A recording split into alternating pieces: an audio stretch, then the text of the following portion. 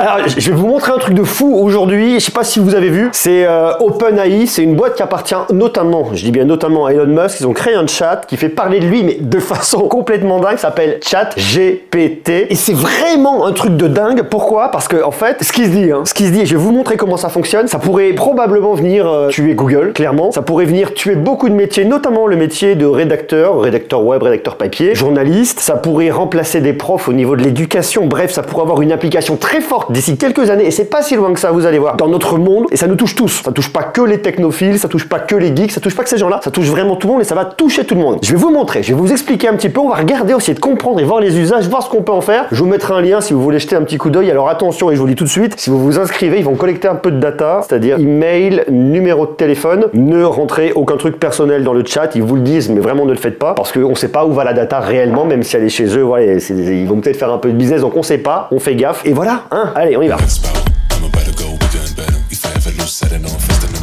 Ok, alors je vous montre. Ça, c'est le site. Ça s'appelle ChatGPT. Alors, ça fait partie de OpenAI. Alors, pour vous montrer rapidement, OpenAI, il y a plein de fonctionnalités. Alors, c'est encore en bêta sur pas mal de choses. C'est en anglais, mais il parle très bien français. ChatGPT, vous allez voir. Alors, il y a plein de choses qu'on peut venir faire ici, au niveau des images, au niveau de pas mal de choses. Je vais tout vous montrer. Regardez, il y a tous ces usages-là, en fait. Vous pouvez venir faire une Q&A, c'est-à-dire petite foire aux questions où vous lui posez des questions. Par exemple, on peut venir lui poser une question, j'en sais rien, moi, à quelle altitude et la ville de Clermont-Ferrand. Voilà, c'est chez moi. Hop, on balance. Donc lui, il mouline, la ville de Clermont-Ferrand se trouve à une altitude de 645 mètres. Donc voilà, c'est vraiment de la question-réponse. Il y a une question, on sait pas, on y va. Alors c'est vraiment à vérifier parce que quand même, c'est du bêta, il y a des choses qui sont pas très justes et vous allez voir notamment au niveau de ChatGPT. Mais là où on peut aller juste fou furieux, il y a ça, il y a de la correction de grammaire. Bon voilà, alors après, je vous laisserai aller jeter, c'est en anglais, mais il y a plein de choses en français. Je vous laisserai acheter un coup d'œil directement par vous-même. Ils vont même venir générer du code. Là, on a du Python. Il y a beaucoup de choses qu'on peut venir faire ici au niveau de tweets, au niveau de bases de données avec du SQL. Bref, allez jeter un coup d'œil. Le truc assez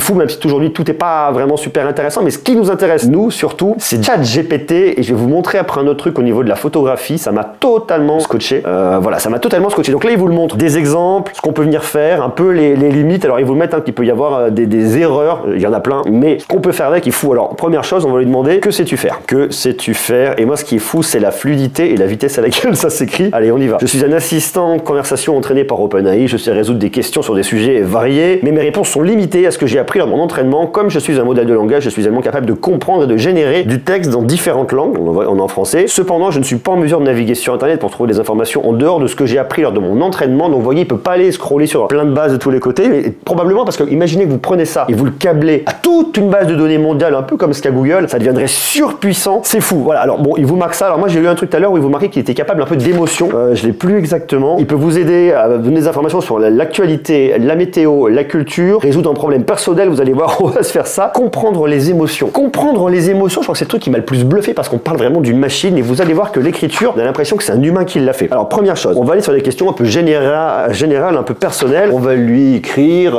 j'en sais rien moi, je suis triste, que puis-je faire? Pour aussi de voir comment est-ce qu'il comprend un peu l'humain, ce qu'il peut vous apporter. Et vous allez voir que dans son texte, dans ce que j'ai déjà pu essayer, j'ai essayé plein de trucs, il y a quand même vachement de compassion et je trouve ça un peu fou en fait, totalement. Alors il lui faut un petit peu de temps pour mouliner tout ça. Ok, je suis désolé d'apprendre que vous êtes triste, donc déjà on y va et on va parler à l'humain et on va chercher à le réconforter. La tristesse c'est une émotion normale qui est saine mais qui peut être difficile à gérer. Bon là c'est un petit peu académique, pendant une longue période, il y a plusieurs choses que vous pouvez essayer pour vous sentir mieux et là il vous fait une liste. Donc il comprend le truc, parler à quelqu'un de vos sentiments, c'est peut-être un ami, donc cherche à être un peu réconfortant, vous voyez, et être un peu factuel, faire quelque chose qui vous fait plaisir, trouver une activité, regarder un film, prendre soin de vous, faites attention à ce que vous mangez, dormez suffisamment, il y a un truc bienveillant, demandez de l'aide si besoin, vous vous sentez très triste, vous avez des pensées suicidaires, parlez-en à un professionnel de la santé mentale. Bon, il y a un truc un petit peu factuel, il n'y a pas de faute déjà, si vous vous sentez triste, sachez que vous n'êtes pas le seul, beaucoup de gens éprouvent de la tristesse à un moment ou de leur vie, et si vous avez besoin d'aide, n'hésitez pas à demander de l'aide. Donc je trouve ça fou, en fait, il y a un côté bienveillant. Alors tout à l'heure j'ai fait une requête, c'était ma femme vient de me quitter, que puis-je faire? Bon, c'est un peu la même question quoi. Et vous allez voir qu'on change le contexte et qu'il sait s'adapter et que la réponse, waouh, je suis désolé d'apprendre que votre femme vous a quitté. difficultés. La rupture d'une relation peut être difficile à gérer, provoquer des émotions difficiles. Il y a plusieurs choses. Donnez-vous du temps pour vous en remettre. La rupture d'une relation peut être traumatisante. Il est normal de ressentir de la tristesse, de la colère ou d'autres émotions difficiles. Prenez le temps de vous remettre avant de prendre des décisions importantes. Parlez-en à quelqu'un, membre de la famille, un thérapeute ou compagnie. Faites quelque chose que c'est un peu le même truc en fait. Prenez soin de vous. Vous voyez, c'est une liste. Demandez de l'aide si besoin. Si vous vous sentez très triste, vous avez des pensées suicidaires, si vous traversez une rupture difficile, sachez que vous n'êtes pas le seul.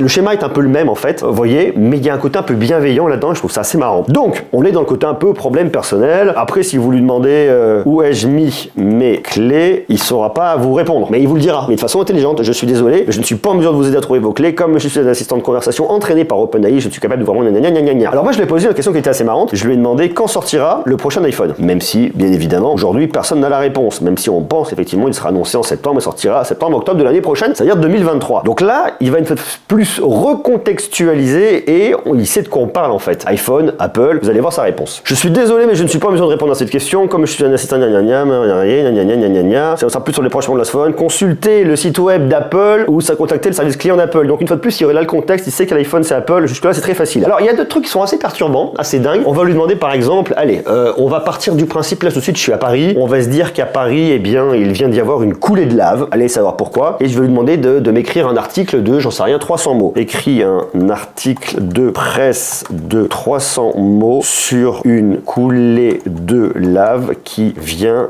d'arriver à Paris. On balance la purée. Une coulée de lave. Donc là, il vous écrit l'article. Donc imaginez, vous êtes journaliste, copier-coller. Normalement, on le fait pas et je suis sûr que personne ne le fera parce qu'un journaliste ne fait pas de copier-coller, fait pas ce genre de choses. Mais c'est intéressant de voir qu'il est capable de le faire et jusqu'où on peut venir transposer le truc. Donc là, on est censé être sur un communiqué de presse. Une coulée de lave a frappé Paris cette nuit, causant la panique parmi les habitants de la ville. La lave a jailli des fissures dans le sol de la ville, faisant trembler les immeubles et mettant en danger la vie des résidents. Selon les premiers rapports, la coulée de lave a débuté dans le quartier de Montmartre. C'est fou! Dans le nord de Paris, la lave a rapidement envahi les rues, consumant tout sur son passage. Les pompiers et les secours arrivés sur les lieux ont été confrontés à un spectacle apocalyptique avec des immeubles en feu et des rues transformées en rivières de lave en fusion. Les autorités ont déclenché l'alerte maximale et ont ordonné l'évacuation immédiate de la ville. Des milliers de personnes ont été forcées de quitter leur maison et de se réfugier dans des centres d'accueil ou chez les proches. La police et l'armée ont été déployés pour aider à l'évacuation et la mise en place de barrages pour contenir la lave. Malheureusement, il y a eu des pertes humaines. Selon les autorités, au moins 23 personnes ont perdu la vie dans cette catastrophe, mais de nombreux autres ont été gravement blessés. Les secours continuent de rechercher des personnes qui pourraient être piégées sous les décombres des immeubles détruits par la lave. Les scientifiques et les autorités locales tentent de comprendre les causes de cette coulée de lave inattendue. La ville de Paris n'est pas située dans une zone volcanique, ce qui rend cet événement encore plus mystérieux. C'est fou complet. Franchement, le contexte, l'explication, l'analyse, chercher des solutions, venir ouvrir à la fin, c'est fou. Des experts en géologie et en volcanologie ont été envoyés sur les lieux pour enquêter sur les causes de la coulée de lave et évaluer les risques d'une nouvelle éruption. En attendant, la ville de Paris est en état de choc, les habitants sont sous le choc et tentent de faire face à cette situation. Les autorités continuent de travailler sans relâche pour évacuer les résidents en danger et pour contenir la lave. Des dons en argent et en vivres ont été lancés pour soutenir les personnes touchées par cette catastrophe. Il y a tout, enfin il y a tout, il y a presque tout. C'est fou. On vient contextualiser, on explique, on a le côté scientifique, on va venir analyser, on voit les solutions qui ont été mises en place. Il y a le côté un peu humanitaire et c'est fou. Enfin, je veux dire, on se parle d'une IA. Enfin, je veux dire, je trouve le truc, ça pourrait être écrit par un humain et c'est ça qui est extrêmement perturbant. Alors, on peut dire autre chose. Par exemple, je suis candidat à l'élection présidentielle et écris mon discours. Alors pareil, écris mon discours d'investiture à l'élection présidentielle. Ok, donc on se met dans l'idée, je bosse pour un candidat qui va se présenter à l'élection présidentielle et il me faut un discours et j'ai pas le temps et donc lui il va me faire déjà un discours de base sur lequel je peux venir m'appuyer et après travailler. On va voir ce que ça raconte. Chers compatriotes, on a le truc. Je suis profondément honoré d'être ici aujourd'hui devant vous en tant que votre président élu. Ouais, investiture, c'est pour ça. Ok, donc il comprend bien effectivement que c'est élu. Je tiens à vous remercier pour la confiance que vous m'avez accordée en choisissant nanana. Je sais que nanana. Mon premier objectif en tant que président sera mettre en place une économie forte. Nanana. C'est fou, on pourrait avoir entendu ça des centaines de fois. Enfin, je m'engage à maintenir un gouvernement transparent et responsable. Nanana. Je suis reconnaissant de l'opportunité que vous m'avez. Alors, tiens, voyez, et là, on voit que c'est des Américains. Vous savez pourquoi? Merci encore pour votre soutien et que Dieu bénisse notre nation. Ce sont des Américains.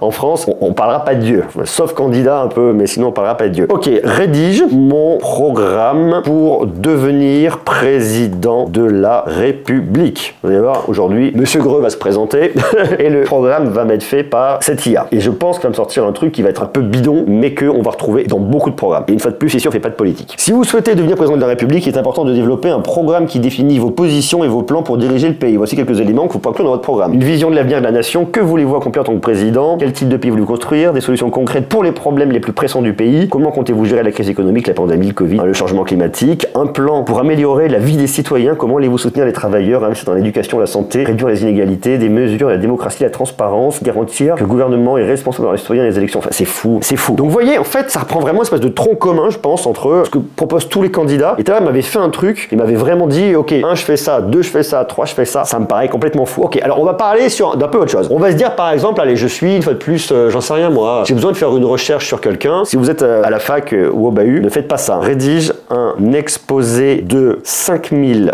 mots sur la vie de Charlemagne. Ok. Charlemagne est également connu sous le nom de Charles le Grand, est un empereur franc qui a régné, bon, n'importe quoi, sur une grande partie de l'Europe occidentale au 8e siècle. Il est considéré, je vais vous passer un peu l'histoire. Et vous voyez, j'ai les paragraphes. Charlemagne, gna gna gna gna. Ensuite, on parle de son règne dans le paragraphe suivant. Ensuite, il est connu pour ses intérêts pour la science et l'art. Et en termes de religion, Charlemagne était un chrétien fervent. Il a soutenu l'église catholique et à compte, et il en manque un bout. Donc je pense qu'en 5000 mots, je suis pas bon. Donc en fait, il faudrait pas que je limite en nombre de mots ici. Mais vous voyez, si je dis par exemple, j'en sais rien moi, allez, on va dire, l'iPhone 14 vient de sortir, rédige un communiqué de presse sur le lancement de l'iPhone 14. Le groupe Apple a le plaisir d'annoncer le lancement de l'iPhone 14, le dernier téléphone de sa gamme phare. Ouais, il n'y en a pas que 15 000, mais bon, c'est un peu générique. Une fois de plus, ce nouveau téléphone offre des fonctionnalités de pointe et une expérience utilisateur gna gna gna, doté d'un super écran.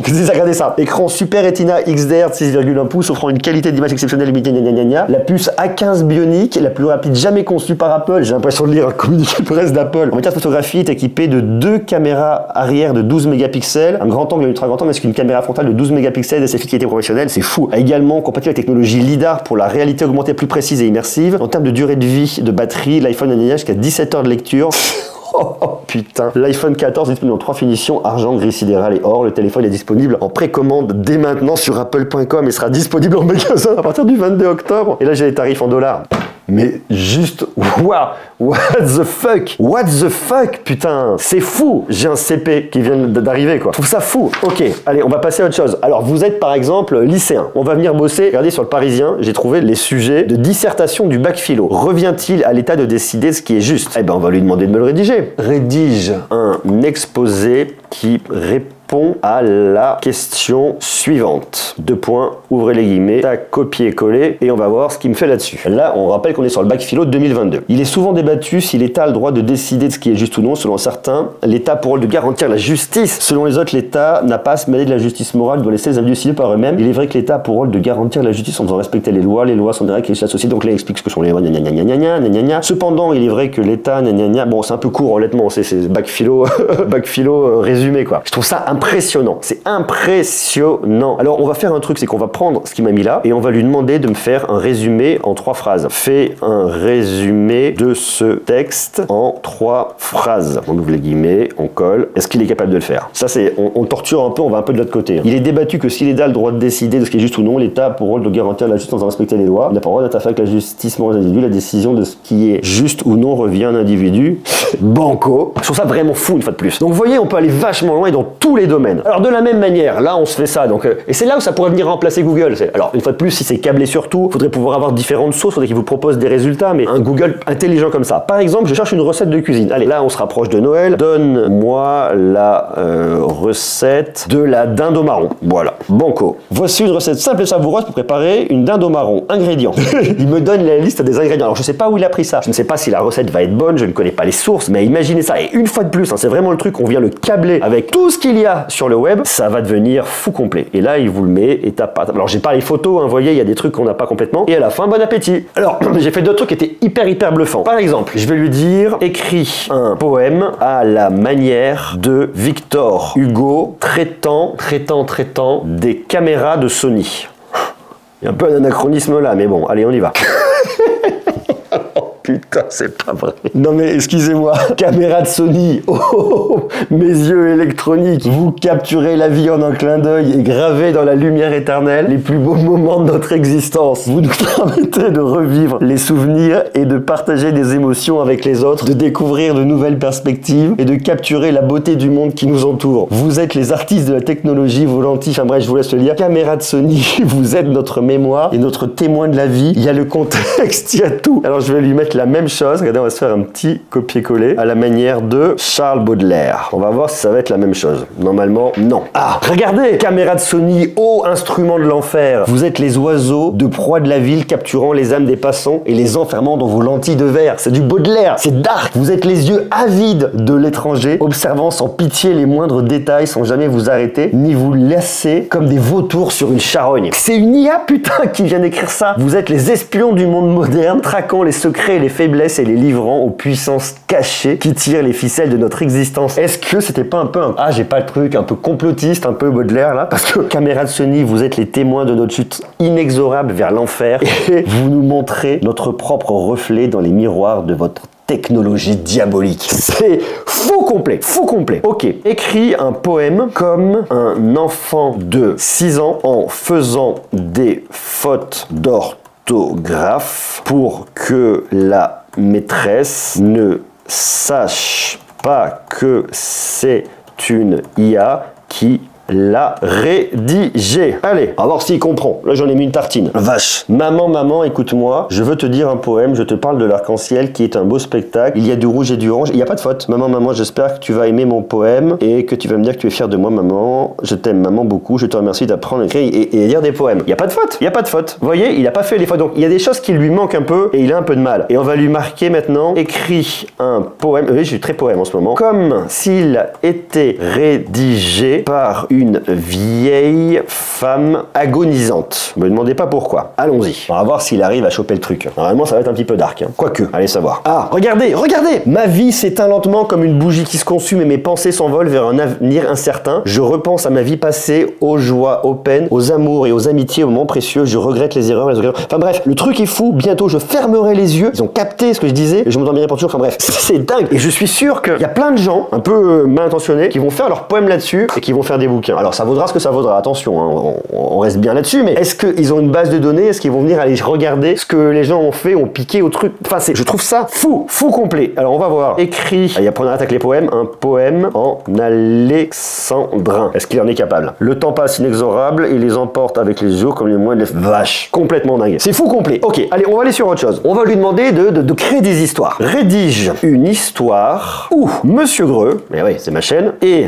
un aventurier intergalactique qui vient de se faire voler son vaisseau spatial. Regardez, il va direct. Monsieur Greux était un aventurier intergalactique connu pour ses nombreuses explorations de l'univers. Il avait déjà visité des dizaines de planètes, il avait vécu des aventures incroyables, mais un jour, alors qu'il était en mission sur une lointaine planète, son vaisseau spatial a été volé par des pirates de l'espace. Monsieur Greux était furieux et déterminé à récupérer son vaisseau. Il a donc rassemblé, bon, en termes de rédaction, c'est un peu pauvre, mais bon, il a donc rassemblé tout son courage et a commencé à suivre la trace des pirates. Il a traversé, bon, ok, le style est pas là, mais quand même, l'histoire est là. Il a traversé des déserts inhospitaliers, des jungles luxuriantes et des montagnes escarpées en affrontant tous les dangers qui se présentaient à lui. Après des semaines de voyage, Monsieur Greux a enfin retrouvé les pirates, il les a affrontés, il a affronté leur chef en duel et a réussi à récupérer son vaisseau, mais il n'était pas encore tiré d'affaire car les pirates avaient endommagé son vaisseau et devaient effectuer des réparations urgentes. Monsieur Greux a donc utilisé toutes ses compétences en matière de bricolage, j'en ai aucune, absolument aucune, et a réussi à se remettre son vaisseau en état de marche. Il a pu quitter la planète et continuer ses aventures intergalactiques. Il a juré de ne jamais laisser personne lui voler son vaisseau à nouveau. Incroyable, incroyable. Ça me bluffe. Vous voyez, c'est fou complet. Et alors là, je vous parle encore d'un truc un petit peu, on rédige, c'est de la fiction. Mais si je dis par exemple, explique à un enfant de 9 ans, l'âge de mon fils, la loi de l'expansion de l'univers. J'espère que j'ai pas fait de faute. La loi de l'expansion de l'univers signifie que l'univers entier est en train de s'agrandir. C'est un peu comme si toutes les étoiles, les planètes et les galaxies étaient sur des tapis roulants. Les images, elles sont folles, qui s'éloignaient les unes des autres. Cette loi a été découverte grâce à des observations et des mesures très précises, effectuées par des scientifiques. Ils ont constaté que les galaxies étaient toutes en train de s'éloigner les unes des autres. Cet éloignement augmentait au fil du temps. C'est une loi très importante car elle nous donne des informations sur l'origine de l'univers et son évolution et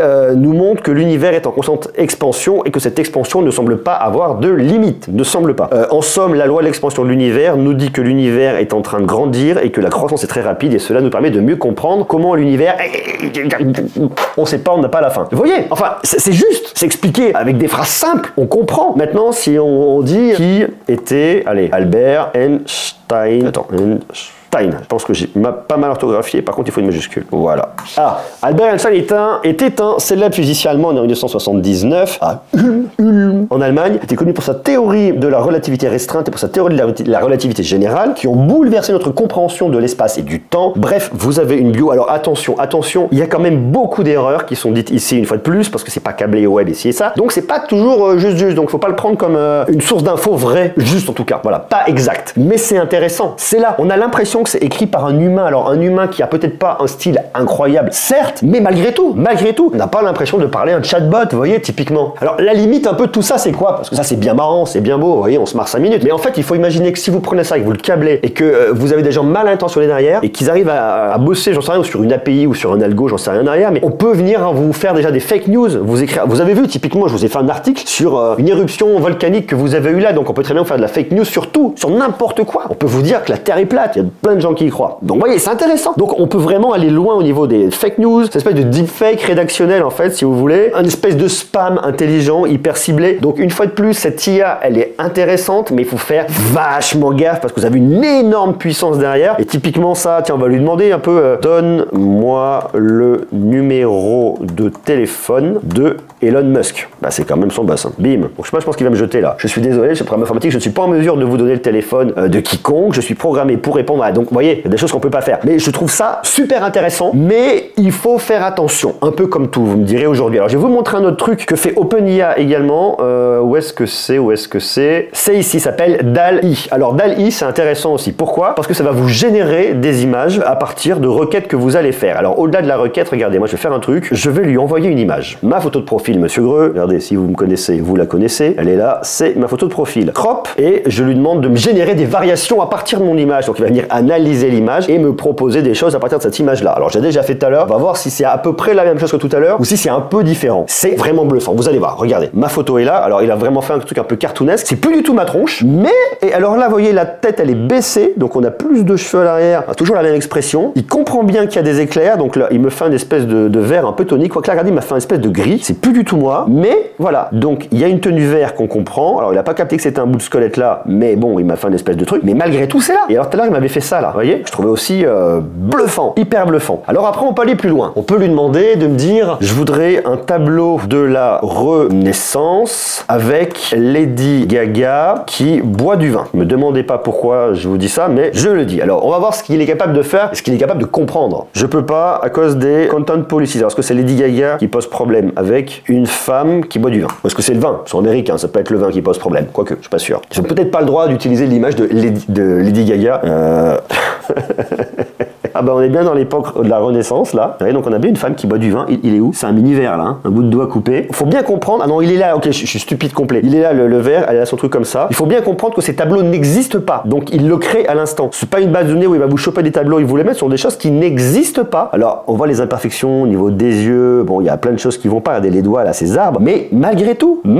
Et ce truc là existe. Donc je peux pas mettre des noms de personnes connues. Un dessin au fusain d'un serpent qui joue de la guitare. J'ai l'impression d'écrire n'importe quoi aujourd'hui. Est-ce qu'il est capable de faire ça? Un dessin au fusain d'un serpent qui joue de la guitare. Est-ce qu'il peut le faire? Alors on est bien sur un dessin au fusain, on a bien un serpent, on a de la guitare, tout n'est pas clair, mais on a tout quoi, vous voyez? Et une fois de plus, donc là le serpent, quelqu'un lui dit tiens, il fait ouais, je vais faire un peu de guitare aujourd'hui. et voilà, vous voyez? On est sur une espèce d'esquisse. Et une fois de plus, il faut vraiment se dire que ces dessins-là n'existent pas. C'est l'IA qui les génère. Et je peux venir le télécharger là normalement. Si je clique là et si je télécharge, hop là, je l'ouvre et là j'ai mon dessin qui est généré. Et c'est fou complet. Donc on peut vraiment faire des choses de dingue. Donc vous voyez, je voulais vous montrer. Alors cette vidéo est un peu longue, hein. Je sais pas depuis combien de temps on est là, mais c'est un peu long. Ce que je voulais vraiment venir vous montrer, c'est d'une, la puissance de l'IA, c'est extrêmement bluffant. 2, tout ce qu'on peut venir faire avec, je trouve ça génial. 3, les risques, les limites, parce que là j'ai des idées qui me viennent un peu comme ça, mais je suis sûr que vous en aurez d'autres. Une fois de plus, allez jeter un coup d'œil pour même faites votre expérience, je vous mets le lien en bas. Et puis 4, ça peut permettre d'entreapercevoir potentiellement, bien potentiellement il faut prendre des pincettes, là où on pourrait aller plus tard, soit à faire des choses merveilleuses et extraordinaires si c'est pris par des bonnes boîtes et qui font des choses vraiment bien, ou alors vous mettez ça dans les mains d'un régime autoritaire, ils peuvent vous réécrire tous les livres du monde. Vous voyez, je veux dire, ils ont pas besoin de rédacteurs. Alors ils les ont, hein, un régime autoritaire, il fait un peu ce qu'il veut quand même, dans la limite de ses moyens, mais bon, s'il s'agit de réécrire ou de modifier l'histoire, enfin bon, ça va encore le faire, vous me direz, c'est un peu stupide ce que je viens de dire, mais on peut faire ce qu'on veut. On peut faire dire ce qu'on veut avec une IA qui écrit quand même pas mal et qui aujourd'hui, même si elle a pas les styles, je suis sûr, regardez, je suis même sûr que si je lui demande d'avoir un style en particulier, c'est pas ici, ça doit être là, c'est là, rédige un communiqué de presse sur le lancement de, allez on va reprendre l'iPhone 14, avec le style de Victor Hugo. Je pense que je lui en demande un petit peu trop là, mais peut-être pas. Mes chers compatriotes, que je vous annonce le choix, vous voyez, il fait n'importe quoi. Ce téléphone révolutionnaire porte en lui l'esprit de notre temps, d'innombrables fonctionnalités, et là il vous reparle du truc en fait. Bon, il l'écrit n'importe comment, mes chers compatriotes. Est-ce que Victor Hugo écrit des discours politiques? J'en sais rien, peut-être, allez savoir quoi. Peut-être pas, mais bon, en tout cas, vous voyez, il fait des choses bizarres. Mais on imagine ça, qui évolue et qui se développe, il peut y avoir des choses folles complètes. Dites-moi ce que vous en pensez en bas en commentaire. Quels usages? Dites-moi, je suis très curieux de savoir qu'est-ce que vous en avez fait vous, qu'est-ce que vous avez testé, et est-ce que vous avez eu des résultats surprenants? Vous me les marquez en bas en commentaire, et puis dites-moi si ça vous intéresse que je vous parle de techno comme ça, qui vont, je pense, très clairement révolutionner le futur. Très clairement. Dites-moi ce que vous en pensez en bas, et nous on se retrouve très vite. Bisous, moi je continue de m'amuser un petit peu. Bisous. Ciao. Faster.